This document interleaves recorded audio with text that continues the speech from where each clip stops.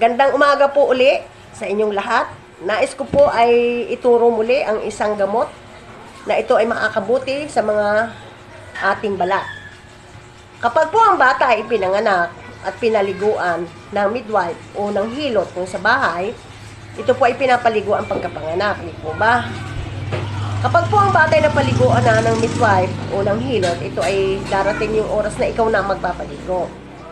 Lahat po kami ng aking pong pamilya ay ganito ang ginawa.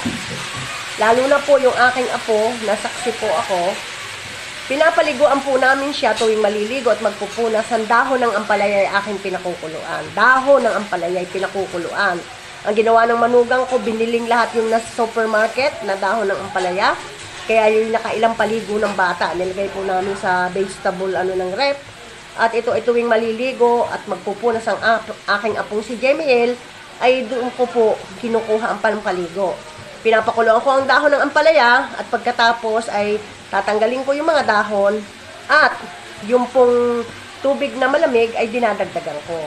Ito po yung aking ipinapaligo sa bata. At pagka-press pa po ang ampalaya at bagong pitas, ay bumabawas po ako ng kaunting tubig ng pinakuloang ampalaya. Be sure na ang ampalaya ay tubig na mineral ang inyong isasabaw para malinis. Ano po? Para kung siya'y kumulo at sariwa yung dahon at pinakuluan mo, ay makakakuha ka bago maligo ang bata ng kaunting sabaw at ipagaganon po.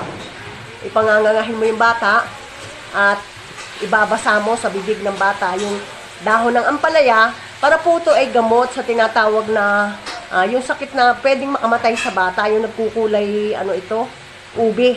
Nagkukulay ubi ang mga noo at hindi maganda sabihin yung words.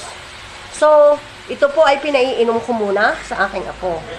At yung pinakang Jay, pakibigay mo nga muna. Yung aking, sandali lang po. At yung pinakang po nito, pinakang katas pa rin ang tubig. Yung tubig na pinakulong ampalaya, yung pong pinakang sabaw nito, ang siyang ipinaliligo sa bata. At habang lumalaki ang bata, yun ang iyong ipinaliligo. Ang bata po ay gaganda ang balat, kikinis. Makinis, malambot ang balat at makinis. Ano po? Bakit po? Sapagkat siya ay napaliguan, naalagaan sa punas at ligo ng dahon ng ampalayang nilaga. At ngayon po, ang aking apo po ay nasa 6 na taon na. Kung merong makakita sa kanya, lagi ang napapansin, ang ganda ng kutis ng batang ito. Ito po ay pampaganda ng kutis. At ito po ay natural na kahit siya'y maging dalaga, yung balat niya na alagaan ng musmus pa siya, ay mananatiling makinis at maganda. God bless po!